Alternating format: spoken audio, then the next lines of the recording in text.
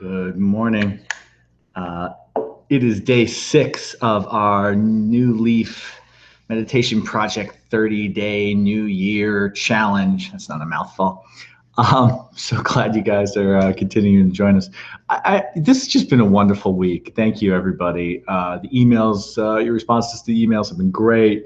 The discussions in the discussion group have just been wonderful. I love people are bringing their issues and people are sharing their experience. It's just been awesome. And the attendance at the evening sessions has just been great.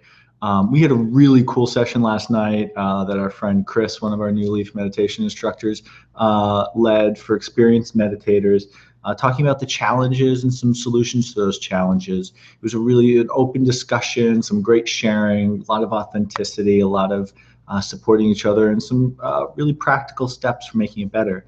So let's meditate for 3 minutes together. And then we'll go ahead and I've got a few of the themes that emerged, obviously not all of them from an hour and a half long conversation, but I think a few of the common ones that we'll talk about today.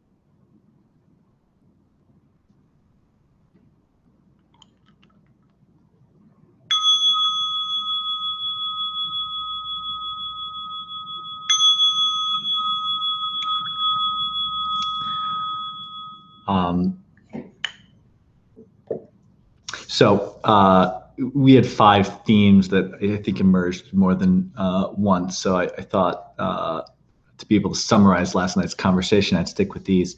The first one that came up was aversion. Many of us shared about an experience that when we're going through a difficult time, we found it really challenging to sit, and that was creating an aversion. We were avoiding meditating. My personal experience with this is 3 years ago, my ex-wife and I split up rather suddenly. We've been married for 6 years, together for 11. I was not aware that she was as unhappy as she was, and our separation happened pretty quickly.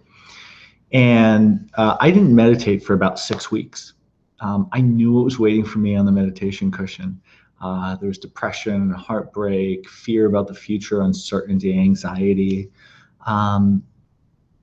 We sort of talked about two solutions really sort of seemed to be common themes. The first, and what worked for me initially, I normally do exactly this practice, this breath awareness, very simple, counting the breath is what I've been doing for years. And when I first returned to meditating, I went to guided meditation for a little while, just to get something calming and centering, put a little time on the cushion, but a little bit having that distraction of the guided meditation that kept me from maybe being a little too overwhelmed by sitting.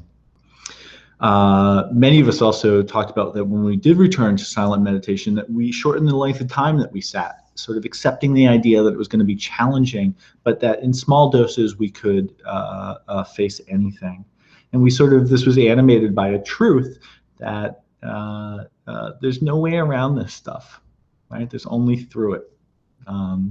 So aversion was something, and having a challenging time was a good one. We had a really rich conversation around that. That was probably something many of us could relate to.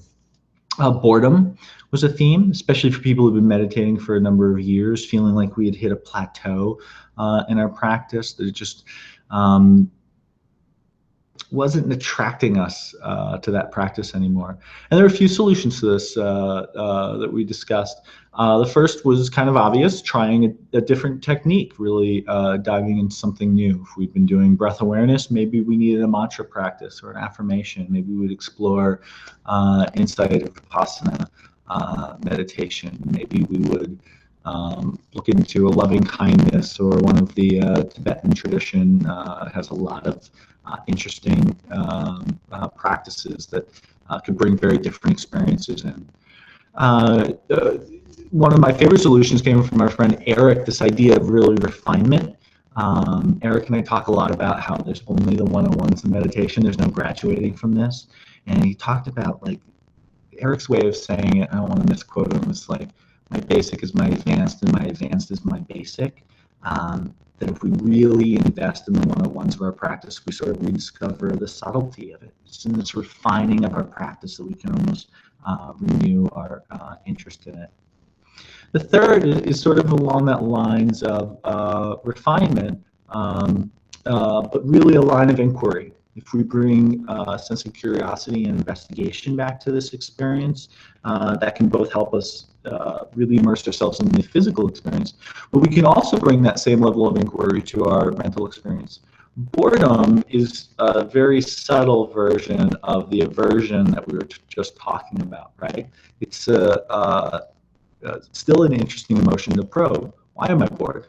What does this feel like, right? Do I feel it in my body as a sensation?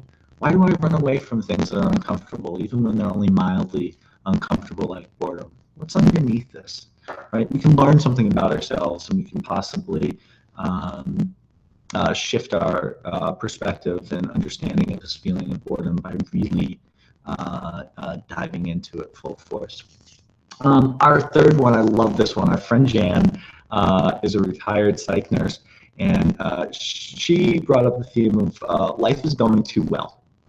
And this is absolutely something I've experienced. She shared that something she encountered in her psych ward was patients who were taking their meds, and suddenly their life was going well, so they stopped taking their meds, and then their mental health issues reemerged.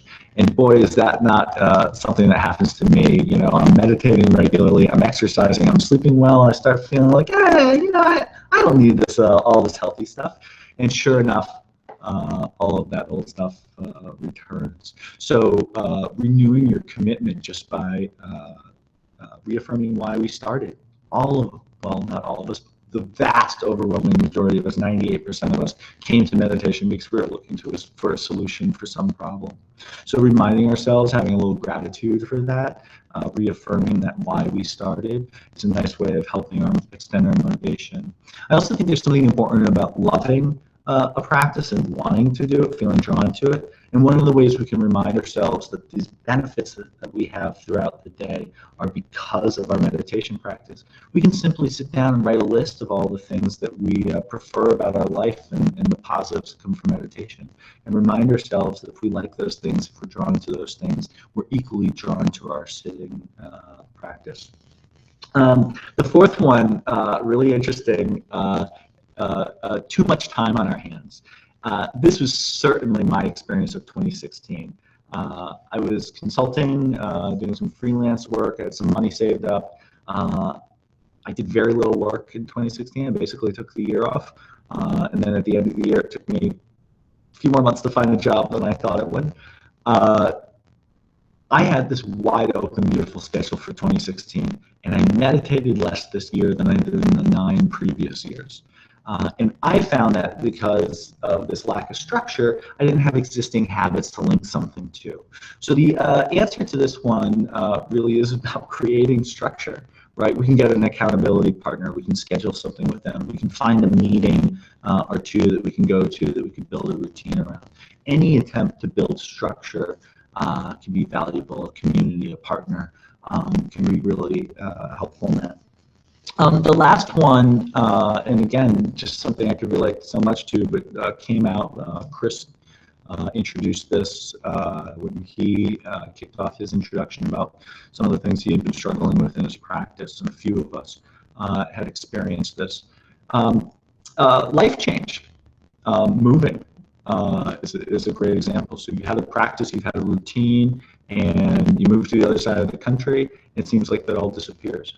We talked about this in the inverse on Tuesday. I tried to frame returning to work from being on vacation as a great opportunity for habit formation. There's something when we take a break or we have a big shift that there's a great opportunity to reset and install new habits. And the reason we're able to install new habits is because previous habits are weaker, right? So if we've moved and we've lost our Tuesday night meditation group, and our morning routine is different because our commutes are different. That old strong habit of meditating daily may have disappeared, right? So many of the solutions here we've discussed, but I think what emerged also was this idea of why this particular group and the way that we practice online and sort of create community through email and web conferences and phone calls and online discussion groups, because this goes with us everywhere, right? Our smartphones, our social media, our internet connections follow us anywhere. And so you can build community around that and help sustain your practice regardless of where you live. Since I got divorced, I've moved 6 times over the last 3 years. I'm hoping I'm finally settled down here in Scranton, at least semi-permanently. I wasn't expecting that much transition. But my community, this group, followed me through all of that. So, some common themes here, a lot of the habit formation stuff that we talked about, a lot of emphasis and appreciation for the role the community plays in this stuff. I really loved last night's conversation. I just want to close with a personal note. I'm not going to talk about this too much in this video, but I think I am going to talk about it a little bit in the blog and discussion group and a little outside of this 30-day challenge. And a year ago today, I donated a kidney. And I haven't talked about this publicly at all.